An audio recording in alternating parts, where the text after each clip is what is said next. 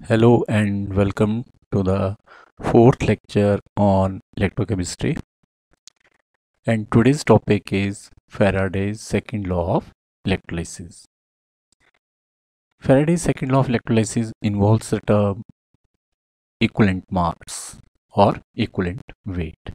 So, second law की definition पर proceed करने से पहले हम यहाँ पे अंडरस्टैंड करेंगे कि व्हाट इज इक्विवेलेंट वेट। सो देखिए, ये फर्स्ट रिएक्शन है एक जिसमें कि सिल्वर आयन की रिडक्शन हो रही है, सेकंड में कॉपर आयन की रिडक्शन हो रही है, थर्ड में एल्यूमिनियम आयन की रिडक्शन हो रही है। अब यहाँ पर रिडक्शन तो आप समझ गए, it is gain of electron. यहाँ पर तीनों में जो चीज़ कॉमन है कि यहाँ पर सिल्वर का क्या है, 1 मोल है, कॉपर का 1 मोल, एल्यूमिनियम का 1 मोल। ठीक है, तीनों आयंस के कितने मोल्स इन्वॉल्व हैं, 1 मोल ईच। यहाँ पर देखेंगे हम कि सिल्वर के 1 मोल की रिडक्शन कर दी किसने, 1 मोल ऑफ इलेक्ट्रॉन्स ने। ठीक है, और यहाँ पर 1 मोल ऑफ कॉपर की रिडक्शन हुई कितने से, 2 मोल से। और यहाँ पर एल्यूमिनियम के 1 मोल की रिडक्शन की किसने, 3 मोल्स ऑफ इलेक्ट्रॉन्स ने। दैट मीन्स के to reduce 1 mole of silver, we require 1 mole electrons. To reduce 1 mole of copper, we require 2 moles. And to reduce 1 mole of aluminium, 3 moles, 3 mole of electrons are required. ठीक है, अब देखें कि 2 moles से 1 मोल की reduction हुई तो यहाँ पर 1 मोल कॉपर बना। ठीक है, एल्यूमिनियम की यहाँ पर देखेंगे कि 3 मोल से 1 मोल एल्यूमिनियम आयन की रिडक्शन हुई तो यहाँ पर 1 मोल एल्यूमिनियम बना, दैट मीन्स 27 ग्राम, कॉपर का 63 ग्राम और सिल्वर का बना 108 ग्राम। ठीक है, 1 मोल ऑफ सिल्वर कितने से बना, 1 मोल इलेक्ट्रॉन से। ठीक है, 1 मोल कॉपर कितने से बना, 2 मोल इलेक्ट्रॉन से। और 1 मोल सिल्वर बना 3 मोल इलेक्ट्रॉन से। ठीक है, अब हम यहां देखेंगे कि जैसे इन तीनों में क्या था, इन तीनों में एक चीज कॉमन थी, दैट मीन्स कि सिल्वर का हमने 1 मोल लिया था। ठीक है, सिल्वर का 1 मोल था, कॉपर का 1 मोल था और एल्यूमिनियम का भी 1 मोल था।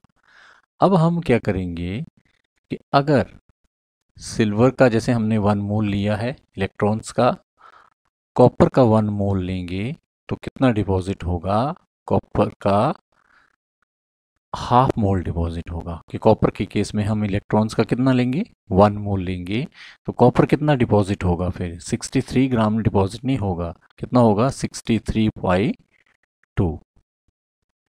दैट मीन्स कि अगर मैं 2 दिन काम करता हूँ तो मुझे कितने पैसे मिलते हैं, 63 रुपीज़। अगर मैं एक ही दिन काम करूँगा तो मुझे कितने मिलेंगे, 63 का हाफ। तो वैसे ही 2 मोल से कॉपर कितना डिपॉजिट होता है, 63 ग्राम, तो 1 मोल से कितना डिपॉजिट होगा, हाफ मोल। दैट मीन्स आपका बनेगा 31.5 ग्राम।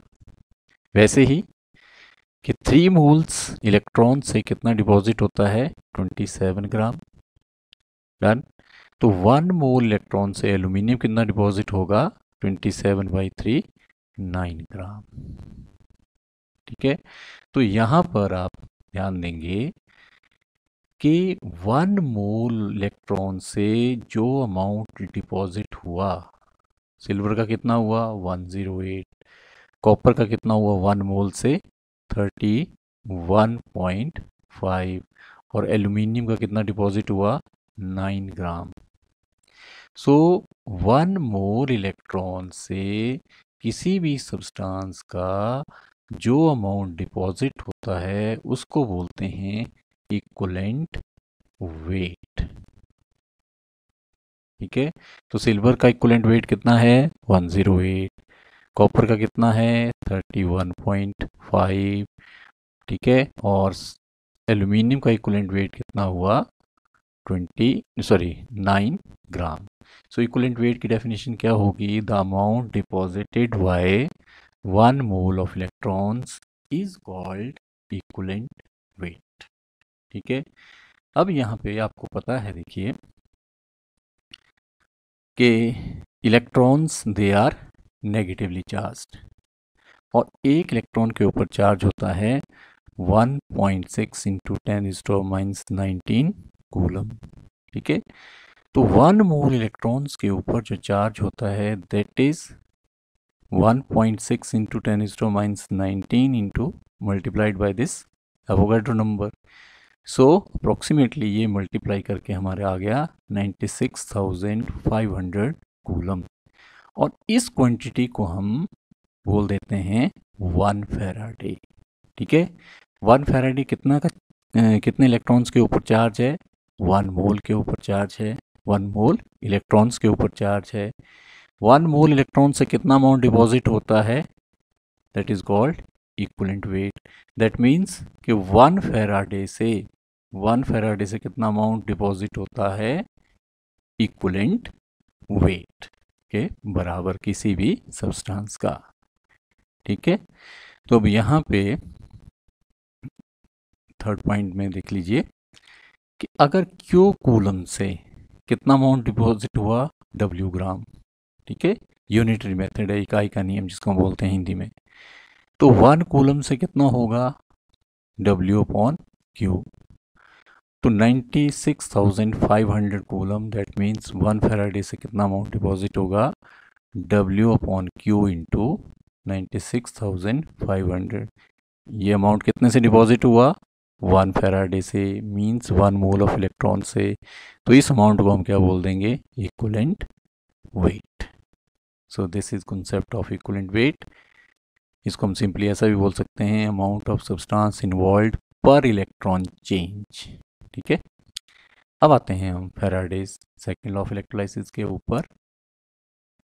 सो Faraday's second law of electrolysis के लिए क्या है कि हमारा 2 इलेक्ट्रोलाइट्स के सॉल्यूशन मान लेते हैं, इसमें हमने ले लिया सिल्वर आयंस, ले लिए सिल्वर क्लोराइड ले लिया यहाँ पे, और इसमें हमने ले लिया कॉपर सल्फेट। तो यहाँ पर कौन से पॉजिटिव आयन हैं, कॉपर आयंस।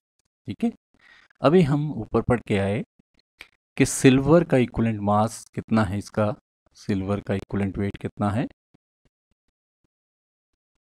108 ग्राम। ग्राम इक्विवेलेंट वेट की बात करें तो, और इसका जो ग्राम इक्विवेलेंट वेट, ये भी ग्राम इक्विवेलेंट वेट ही है भी। ठीक है, ग्राम्स में है तो ग्राम इक्विवेलेंट वेट, इसका कितना बताया था, 31.5 ग्राम। सो ये दोनों सॉल्यूशन देखिए हमने कैसे जोड़े हैं, they are connected in series. ठीक है, यहाँ से इलेक्ट्रिक करंट आ रहा है, तो जितना करंट इस सॉल्यूशन में से पास होगा, ठीक है, इस सॉल्यूशन में जितना करंट पास होगा उतना ही इस सॉल्यूशन में से करंट पास होगा। सो फैराडेज लॉ क्या बोलता है कि अगर हमने 2 इलेक्ट्रोलाइटिक सॉल्यूशन, यहाँ पर कौन से हैं, सिल्वर क्लोराइड है, और मान लेते हैं यहाँ पर कौन सा है, कॉपर सल्फेट का सॉल्यूशन है ये।